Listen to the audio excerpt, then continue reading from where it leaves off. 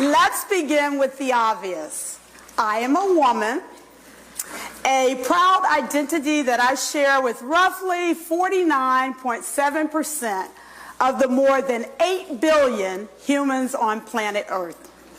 And as a woman, I am here to report that women are freaking tired, exhausted, and overwhelmed by the daily execution of roles and responsibilities that everyone expects of us, but no one bothered to prepare us for. The mental and physical toll is killing too many of us fast and most of us slowly. Amen. Amen to that. How tired are we?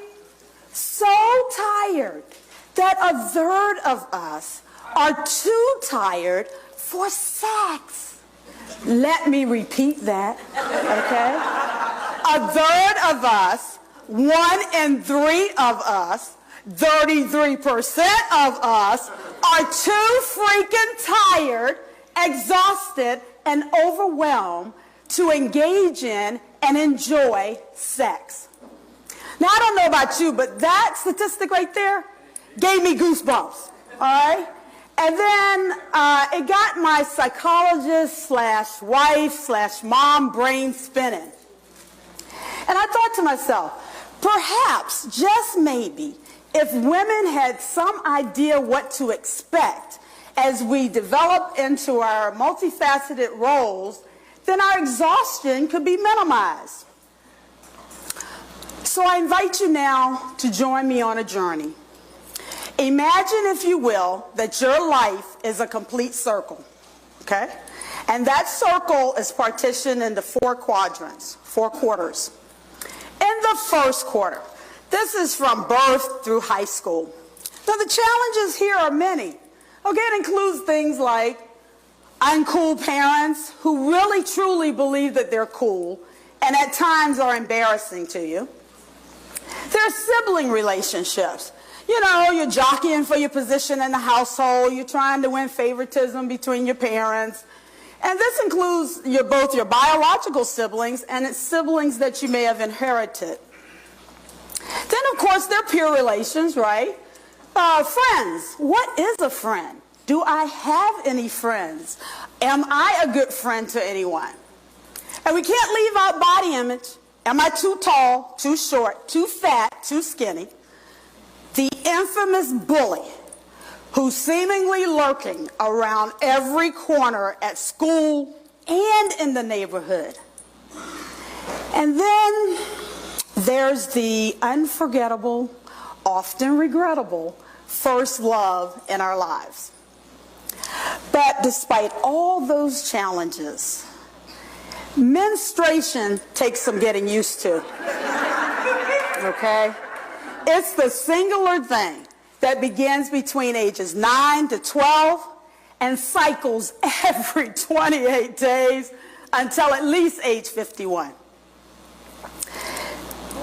And as life-altering as menstruation is, 44% of girls have no idea what's happening to their bodies when they get theirs.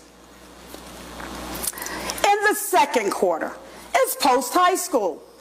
For many of us, that means trade school, it means college, it means advanced degrees, first jobs for everybody, navigating mature relationships with friends, and intimacy. Now, sadly, no one prepares us for the difficult stuff here either. I call this quarter the chasing the dream quarter. We rip, run as we load up on caffeine, prescription drugs, illicit drugs to get us to an imaginary finish line where life supposedly begins. But no one bothered, again, to teach us how to establish and maintain mature relationships with friends, how to determine a diamond from a dud, a loser from a winner as we navigate intimacy. Do we really have to choose between our career and the pursuit of a permanent partner that we can grow and build with? And if we can have it all, if that's even possible, and I believe it is, how do we do that? Nobody bothered to say what to do. All right, so we break up, we make up, we succumb to the abuse from family, from friends, from mates, from bosses, all in pursuit of a greater good that when pressed, most of us can't even explain or justify. In the third quarter, we get married. As we plan the wedding of our dreams, no one bothered to teach us how to be a spouse. The roles and responsibilities necessary to integrate another human into our worlds with their own set of challenges, drama, and yes, trauma, is monumental. The best advice from family and friends, good luck with that. I hope it works out for you. I truly do. Okay. All right.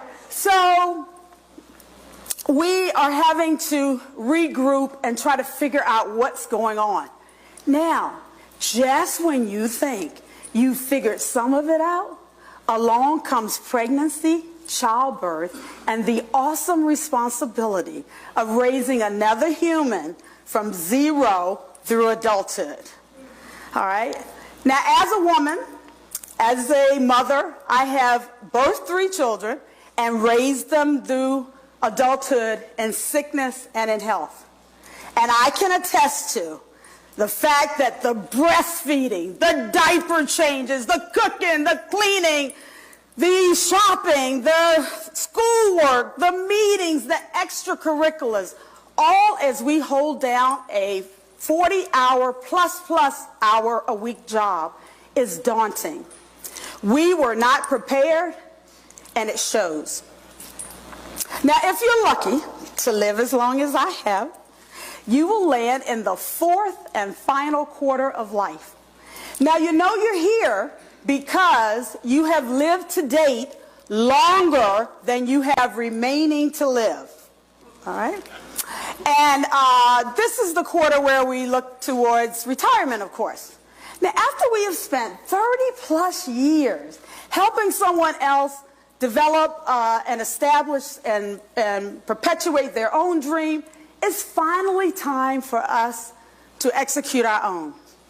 But you know what many of us in the 4th quarter discover?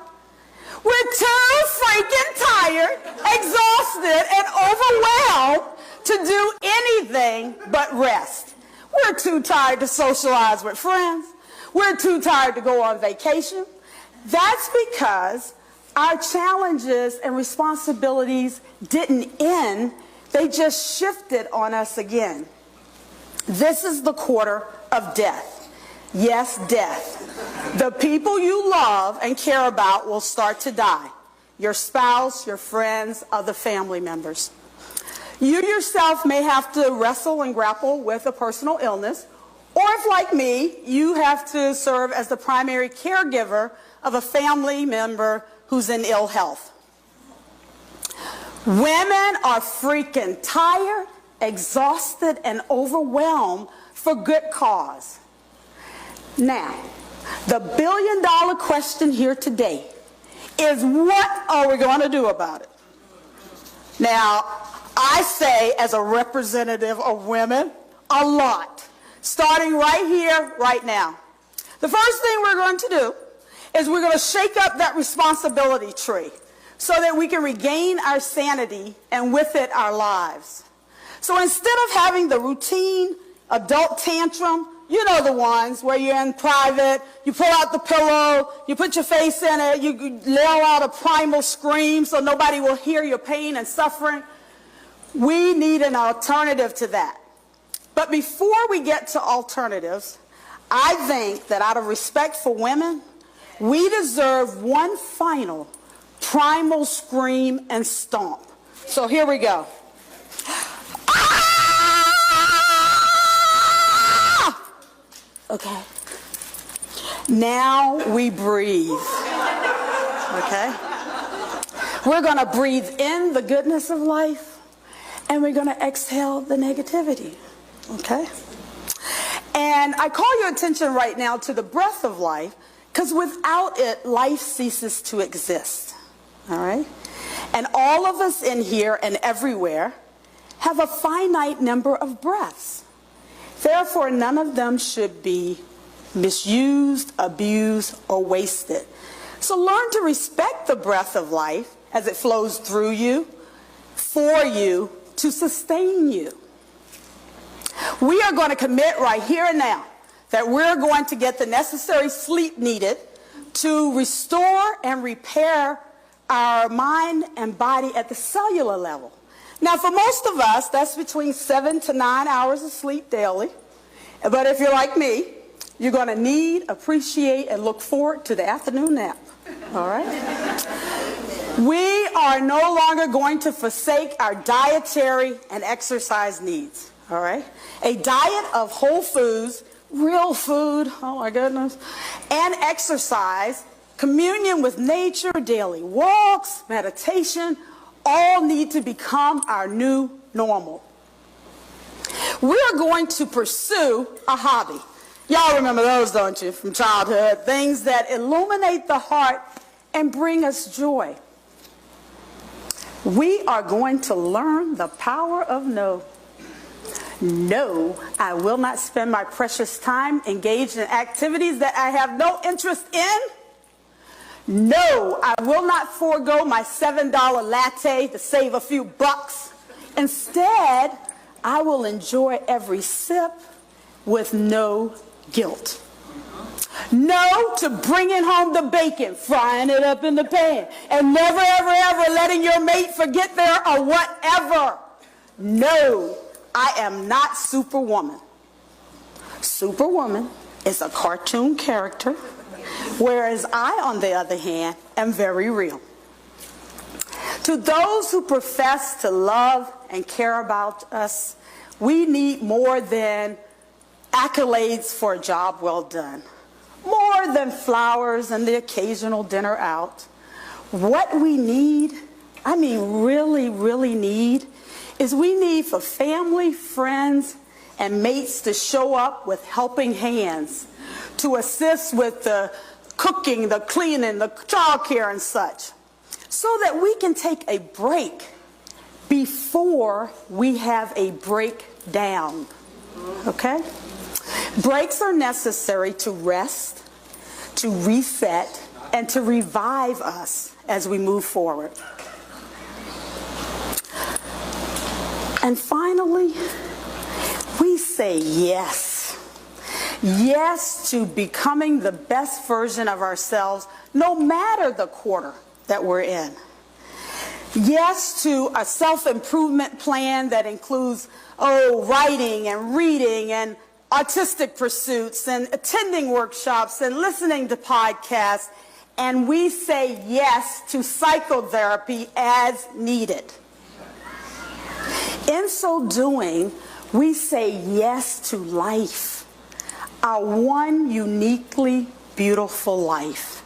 And when we do that, we can say yes to creating a paradise in here and out there. The world is waiting. Namaste.